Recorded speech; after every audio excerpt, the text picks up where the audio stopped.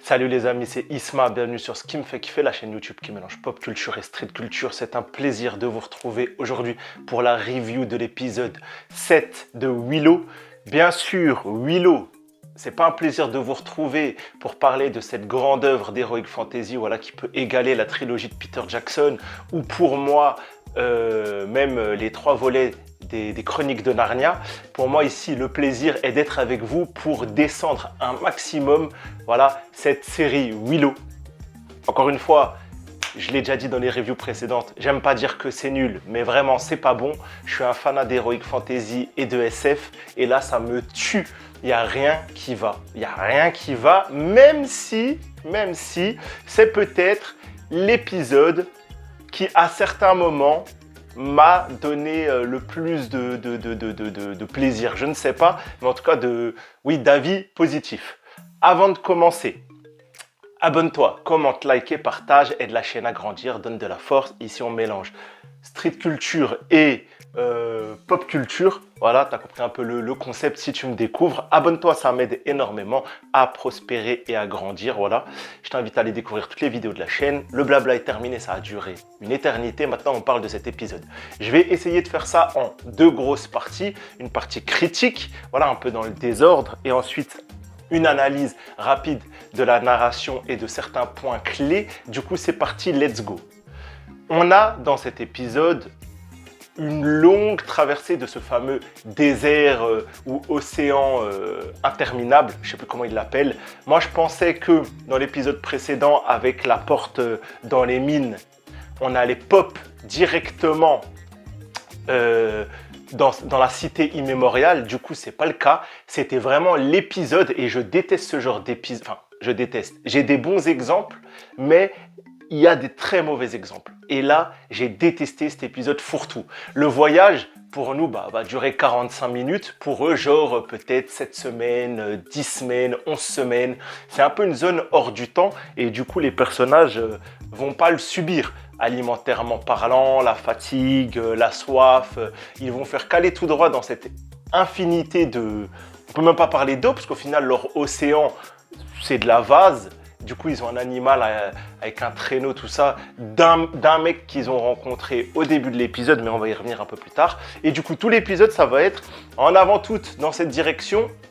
Et pendant ce temps, on a le temps de développer tous les personnages et d'amener un point final au développement, enfin, ce qui sert de développement dans cette série. Voilà, ça y est, nos prépubères sont pubères. Ou en tout cas, pour moi, ils sont passés de 16 ans à 17 ans. C'est des jeunes hommes, la plupart c'est des bonhommes, ils ont tous réglé leurs petits problèmes, voilà, Kit et Jade, leur semi-romance non assumée, non autorisée, Graydon enfin, il a dit je t'aime, tout ça, et Laura, on voit une petite...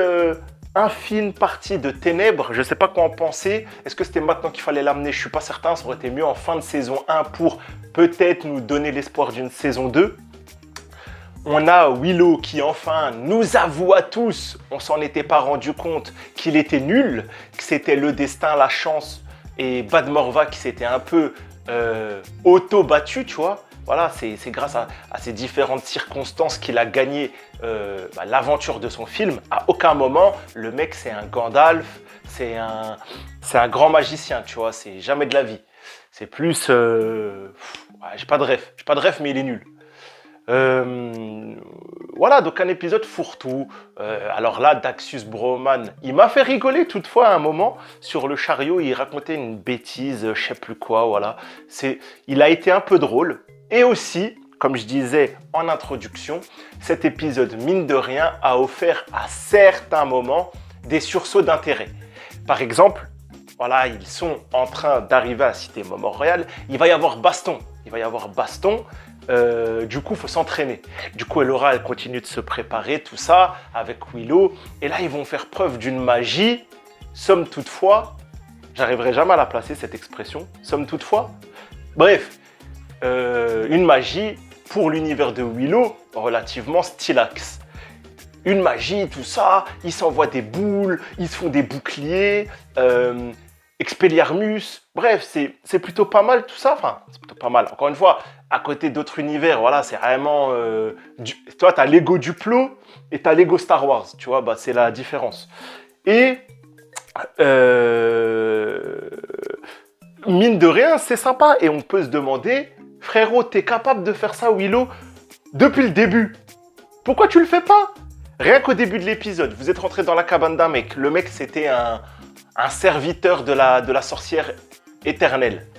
Il a fait le mec accueillant, tout ça, vous lui avez volé nanana, le chariot de l'eau, là, le traîneau. Il s'est mis à votre poursuite.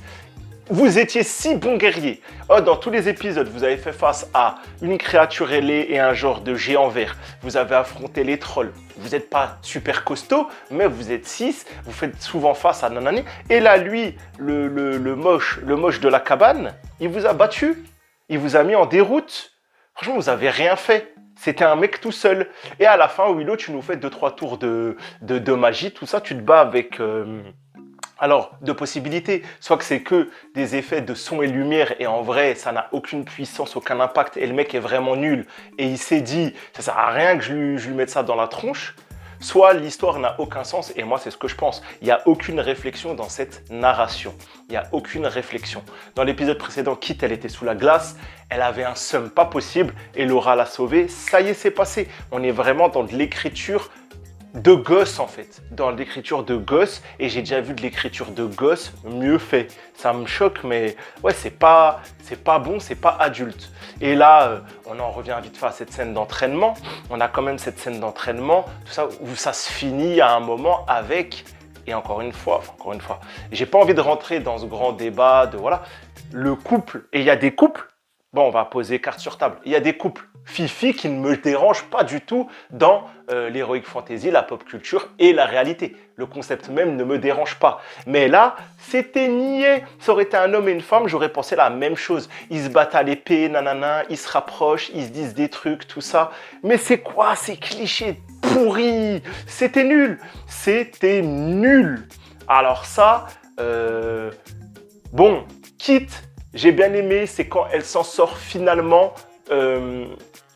un peu de courage et comment on dit, de pugnacité, voilà, quand ils sont tous au bord du gouffre et pour eux, ça y est, c'est la fin, il n'y a plus aucune chance et finalement, c'est Kit qui leur dit, allez, espoir, nanana, et Laura, fais-moi confiance, viens, on y va, voilà, d'accord. Mais sinon, toute sa trame narrative d'un point de vue amoureux, c'est éclataxe, c'est zéro, j'ai dégueulé.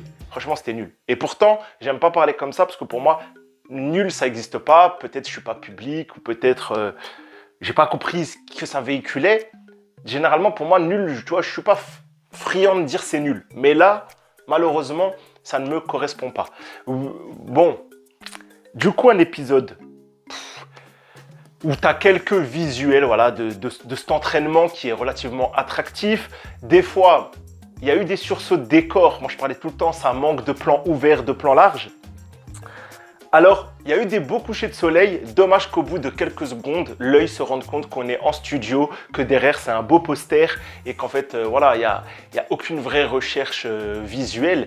C'est vraiment la série, encore une fois, au minimalisme le plus faisable, tu vois. Les mecs, c'est partisan du moindre effort. Après, je les blâme pas, c'est ma nature à moi aussi. Mais là, c'était vraiment pas bon. Rien que la cité immémoriale, et on va en parler car cet épisode a été en deux gros arcs, nos compagnons sur leur traîneau tout le long de l'épisode et Erke, enfin on développe Erke, d'ailleurs il a la chance d'ouvrir l'épisode et de finir l'épisode, donc il prend quand même un peu de place. C'est pas que ce soit un acteur que j'affectionne, mais je trouvais que pendant les 4 premiers épisodes, il avait quand même été mis aux oubliettes et on oubliait nous-mêmes pourquoi la quête était menée. Et ça, c'était catastrophique dans l'Heroic Fantasy. C'est comme c'est un moment dans le Seigneur des Anneaux, t'as Frodon qui est à Emyn Muil ou à Osgiliath, et putain, on ne sait plus pourquoi il va là-bas. Tu vois, c'est improbable que ça arrive dans une œuvre bien écrite. Et bah là, voilà.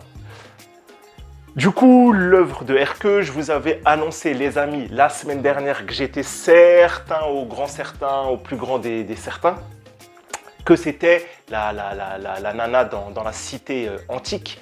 C'était la sorcière éternelle, ou j'ai oublié son nom, son nom. Et en fait, oui, bah, au bout de quelques minutes, bon, quand même, en moitié d'épisode, on nous le révèle. Du coup, c'est bien la sorcière éternelle. Bon, le personnage est plutôt intéressant. Bon, elle est fort sympathique physiquement. Bon, voilà, on va dire, et encore. Bon, c'était gros comme une maison. C'était gros comme une maison, voilà. Franchement, en fait, la série, elle a trouvé... Enfin, elle a trouvé... Ouais, non, je sais pas. J'allais dire, elle a trouvé quelques bons acteurs. Et encore, là, je réfléchis, je trouve pas, tu vois, en termes d'acting. Franchement, c'est peut-être encore... Ouais, non. C'est-à-dire, c'est peut-être encore elle qui joue le mieux.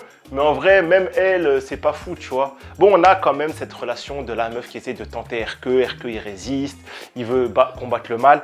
Nous, les scènes qu'on suit dans la cité, il ne faut pas oublier qu'elles sont intercalées à chaque fois de plusieurs semaines. Voilà, les semaines qui servent au voyage de nos héros.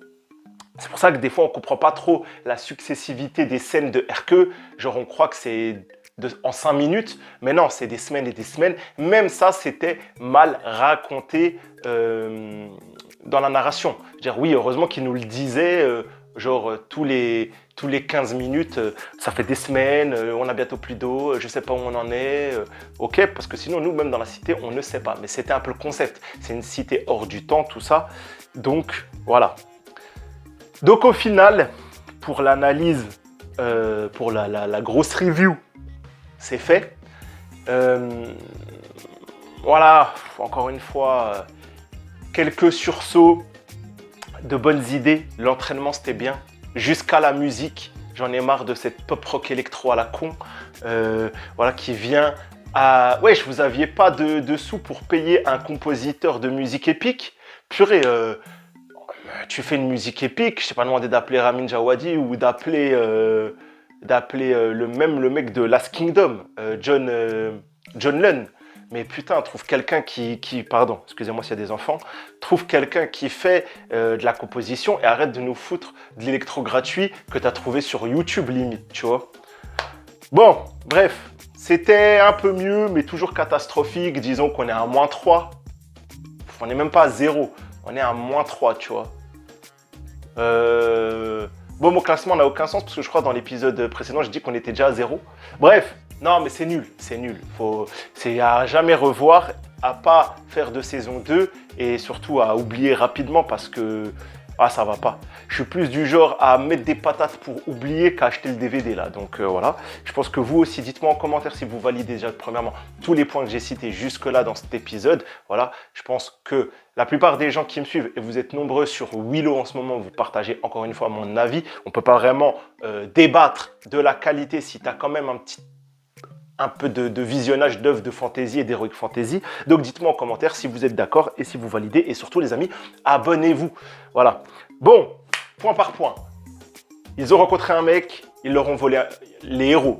Willow et la communauté de Willow ont rencontré un mec. C'était une goule ou un monstre chelou. Ils lui ont volé un traîneau. Le gars du traîneau les a pourchassés. Ils ont failli se faire battre. Ils ont eu du bol. Elora s'entraîne. Elle a un côté ténébreux. Ça fait 8 semaines, 11 semaines, 30 semaines qu'ils sont dans le désert infini. Willow a des visions de sa fille, j'en ai pas parlé. Il veut rentrer, il a des doutes. Ils arrivent au bout de l'étendue sauvage. Ils ont chacun réglé leurs différentes trames narratives. Voilà, les histoires amoureuses, tout ça. Graydon fait de la magie, on a oublié d'en parler. Graydon est un genre d'Harry Potter Merlin bis. Du coup, qu'est-ce que ça veut dire? C'est que si demain, on part sur une saison 2 ou un spin-off, ce qui n'arrivera jamais, je l'espère, Graydon, nouveau Willow et Laura Danan. Et de toute façon, à mon avis, si on part pour une suite, tous les couples seront redistribués. Parce que je vous rappelle que Graydon devait épouser Kit et Laura est amoureuse de Hercule. Graydon, lui, finalement, il a des sentiments pour Elora. Jade est sur le teco et est amoureuse de sa princesse. Donc, en vrai, on est dans un bon truc teenager. Encore une fois, Gossip Girl, Elite, tout ça, tu connais. Du côté de la cité immémoriale, Hercule, ça fait lui aussi du coup une bonne période qu'il est là-bas. Il est tombé sur une meuf inconnue. Elle s'est révélée être la sorcière. On s'en doutait pas, hein. C'était tellement pas subtil. Bon, Elle le corrompt petit à petit avec de l'eau, avec cette envie de s'échapper, tout ça. Surtout que Erke, il défend quand même le fait de vouloir être un chevalier brillant, noble, bon, avec des qualités héroïques. Du coup, c'est tout en son honneur, tout ça. Et au final, elle le fait succomber dans les ténèbres. Quand Elora Danan et Kit se jettent dans l'eau, ils arrivent enfin dans cette fameuse cité, tout ça. Ils sont qu'à 2, les autres les ont pas suivis. Est-ce que du coup on aura un épisode final sans l'intégralité de la communauté, ou est-ce que voilà, ça va être un 2 contre 2, tu vois, parce qu'il y a quand même la sorcière face à Dove, Kit face à son frère. Donc ils ont voulu faire les gros face à face, les gros face-off. Bon, on a Erke qui sort dans un look un peu plus badass, tout ça. Ça m'a pas non plus convaincu, ça m'a pas vendu du rêve. On reste dans ce que la série nous a proposé jusque-là en termes de costumes, d'équipement, de design. Vivement que ça soit fini, comme ça on peut passer à autre chose et on peut arrêter avec cette série, parce que franchement, même si, ouais, je sais pas, même si j'avais de l'espoir au final, ouais, c'est pas cette série qui me donnera un bon, voilà, l'année 2022, ça c'est plutôt une tâche sur l'année 2022 quand tu prends tout ce qu'on a eu cette année. Voilà, même Blood Origins était meilleur, je le redis encore une fois, j'ai pas eu l'occasion de faire encore ma review, je pense pas qu'elle viendra, mais sachez pour ceux qui sont restés jusqu'à ce moment, voilà, que Blood Origins m'a énormément plu. Et si on pète le nombre de commentaires, fais une review sur Blood Origins, si on pète les pouces bleus et si on pète les abonnements, je la ferai la vidéo même un peu en retard. Voilà les amis, encore une fois on est dans le rush, excusez-moi de ne pas faire d'insert, de ne pas faire de cut, voilà, j'essaie de vous proposer la vidéo de la plus rapide, la plus courte pour que vous quand même vous profitiez de mon avis. J'espère que ça n'a pas été trop un supplice, fut trop un supplice. Je vous invite à rester présent car une vidéo incroyable va bientôt arriver avec énormément de montage sur Is Dark Materials, la série HBO, voilà, qui m'a fait rêver ces 3 dernières années. Donc les amis, prenez soin de vous, c'était Isma. Ciao les gars.